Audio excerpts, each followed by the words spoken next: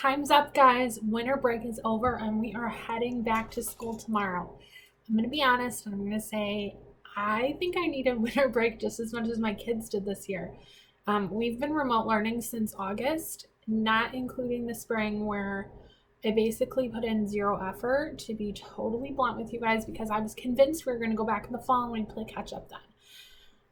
Here we are in January, still remote learning, but we are a family of 6. We have 2 working from home parents, 3 kids remote learning, 1 with an IEP, 2 who are in kindergarten and first grade and cannot read or operate a computer for the most part, although they've come a long way. We have 1 mischievous ninja preschooler, and I'm not exaggerating when I say ninja. She's so, if it gets quiet, you know you're in trouble. She was supposed to be in preschool, and here we are, not in preschool, thanks to COVID. And we've got 2 adorable, but like super crazy wild dogs. So life is chaos here. And while we have situated into a pretty manageable routine, the remote learning life is a serious time and mental commitment for us. And I hate it. Winter break was like this breath of fresh air where we made cookies and had pretend snowball fights and built towers and knocked them down and built more towers. And I got to enjoy my kids again. And I'm kind of a whiner, I'm going to be honest with you guys, but I can honestly say that I don't think I've complained about them driving me crazy for 2 weeks. And that could totally be a record for me. I don't know. I don't know if anybody's keeping track, but if they are, that might be the record. So I love my kids. Like, don't get me wrong, love them, but they drive me nuts all the time. Like, I fiercely love my babies, but they drive me crazy. And so today we're on the brink of returning to remote learning. And guys, I just am not ready. But ready or not, we're diving in tomorrow. And we've done a few things around here the last couple days to make that transition a little bit smoother for all of us. So whether you're in person or you're remote learning, the transition back to school can be a big one. So here's a few tips to get you through without a back to school showdown. Tip 1, settle into a bedtime routine. I know that the holidays definitely look different this year, but most of us are off schedule regardless of what we did over break. So a good night's sleep is essential for our kids to be able to tackle the day. If we want them to focus and we want them to follow expectations without an attitude and flopping themselves on the floor on their stomach crying, which is a reality in my house sometimes, sleep is kind of where it starts. If we're expecting good behavior from them, we need them to have a good sleep. So settle into a bedtime routine that works for your family, whatever time that is, whatever makes sense for you guys, but get into a routine again, because that's really going to help them the next day at school. Number 2, discuss the routine of school with them ahead of time. For some of us, schedules have changed since before break, but even if they're the same, 2 weeks is a long time to go without following that routine or that schedule. Using a visual schedule is one of my favorite things to do to help kids understand or follow expectations throughout the day. I totally recommend visual schedules for all ages. If they're younger, picture schedules are great. If they're older and they can tell time and they can read independently, it doesn't need to be anything fancy. But a schedule of what the day looks like is helpful for our kids to be able to anticipate the transition. Anticipate when their preferred subjects are coming, when snacks are, when breaks are, all of those things. Again, for younger kids, picture schedules are great. Another thing that works really well is using a number system, especially when they're learning to identify numbers. This is a sneaky way to get in some academic support in there, some academic learning into their visual schedules. And using a first then strategy as you explain it is also really helpful. So first we're going to check in on Zoom, then we're going to go to music. I use that first then schedule all the time for all kinds of things, but that first then kind of strategy is a really important one for kids. Reviewing the schedule takes away some of that anxiety of the unexpected when it comes to back to school. Number 3, Healthy snacks, guys. Not kidding. You know, back at Christmas dinner, yes, talking to you, maybe talking to me too, when you ate 3 servings of mashed potatoes and all those appetizers because they were just sitting there while you were cooking and talking, so you just kind of grazed over them. And then you rewarded yourself because remote learning's hard with more than one dessert. Yeah. Your kids, they were probably snacking and desserting just like you. Maybe not to the extent that you enjoyed yourself, but probably snacking and desserting just the same. It's okay. These are unprecedented times, or so I keep being told, but not everything has to be perfect all the time. This has been a stressful time for all of us, and so I think that it was only normal for us to kind of become snackosauruses over Christmas break. So today I took time to cut up fruit and vegetables in individual bags and put them in a basket into the fridge. That basket has fruit, cheese sticks, yogurt, those kind of things in the fridge for them to kind of self-serve. There's a similar snack basket in the pantry that kind of stays there all the time, but I wanted to make sure that they could find a snack when they needed it quickly without having to come chase me down for a snack. So be prepared that this week is going to be all about the I'm hungries. About 20 times a day, they're going to ask you when snack is. They're going to tell you that they're hungry. They're going to ask for a snack. They're going to ask when break is. They're going to be hungry again.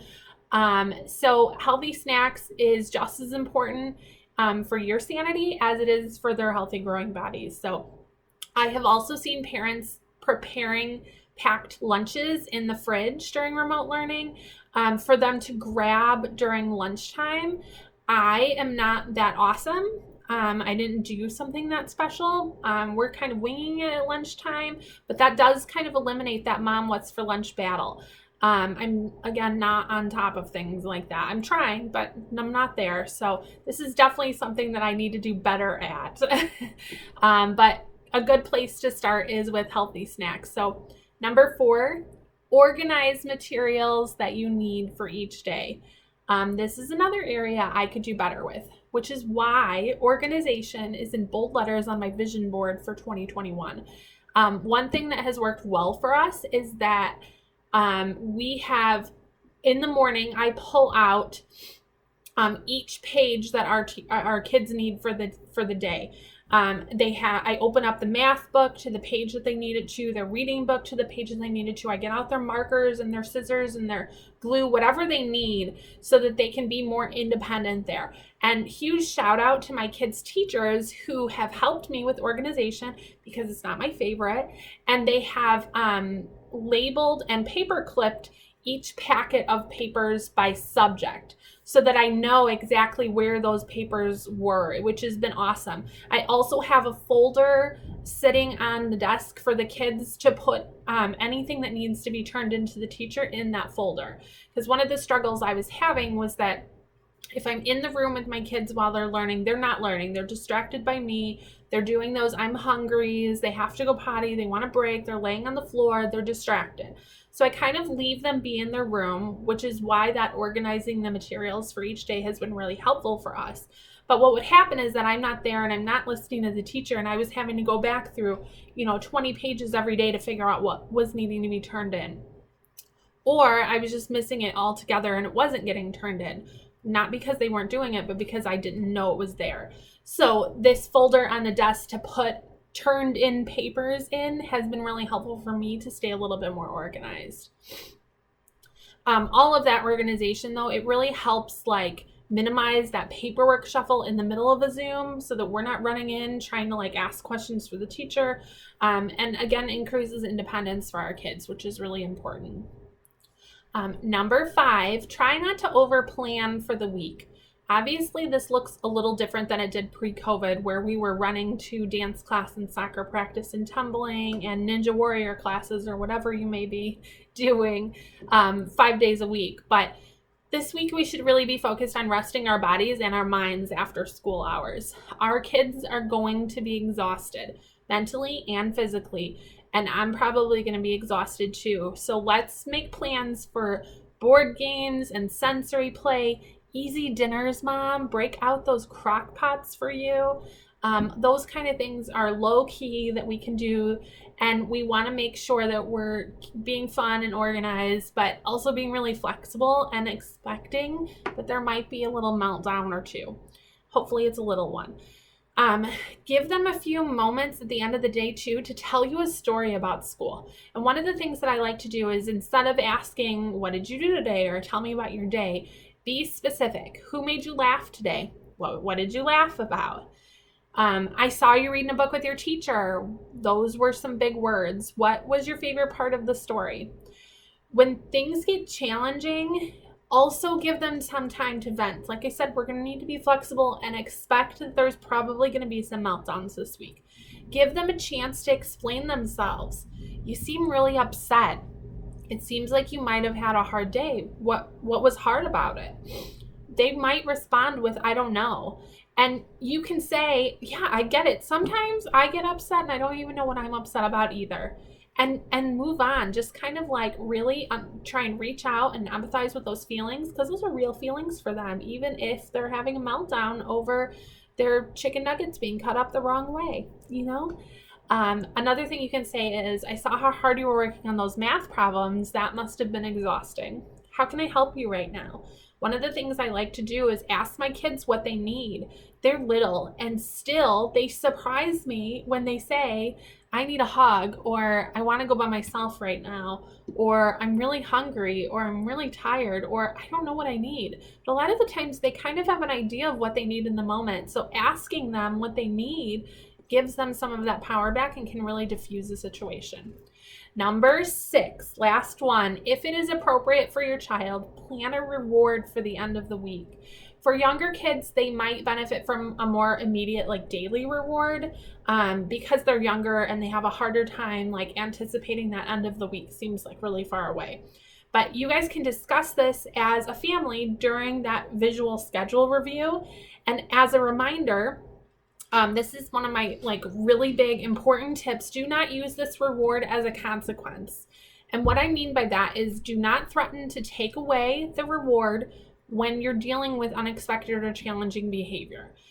That when you take away that reward that they're working hard for, even if they mess up, it reinforces more of that negative or challenging behavior. Instead, we want to focus on the silver lining of each situation and really lay into that praise on whatever positive you can find. I saw you turned off your camera during Zoom. What happened? Allow them time to respond, and a lot of the times they're going to say, I don't know, or they're going to come back with, the teacher was being mean. Empathize with them. I can understand why you might have felt overwhelmed, but you did a really great job rejoining Zoom when your body was ready. I can't wait to celebrate with you on Friday. It's a tough week for our kids, and especially for our kids who are already struggling with challenging behavior. Highlighting that positive behavior rather than focusing on that challenging behavior or negative behavior reinforces more positive behavior. And that is exactly what we want. We want them to be able to jump right back into school where they were before or better than before by reinforcing more of that positive behavior. So lastly, everyone, we need to give everyone grace this week and maybe next week too.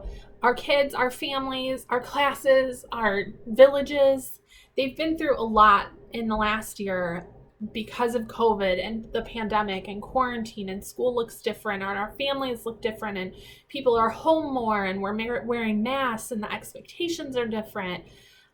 So this year is really challenging more than others. Try to keep a schedule and a routine, but be flexible if you're a few minutes behind. You're not going to be alone if you're a few minutes behind jumping onto Zoom tomorrow morning. Try to pick out your clothes the night before to create an easier morning, but be flexible if you start the day in pajamas. I can tell you right now that at least one of my kids probably won't be brushing their teeth before school tomorrow, and I can tell you probably which one it is. But it's a regular battle for us, and it's okay if he doesn't brush his teeth till 11 sometimes. Like, I'm not going to fight him on it. It's not a battle that I want to fight with him. It is not the showdown that we need. So tomorrow when school starts, take a deep breath. Decide if things are worth the showdown or if you can compromise for today. And when all else fails, head on over to the mom spot for a good vent session because you're not going to be alone.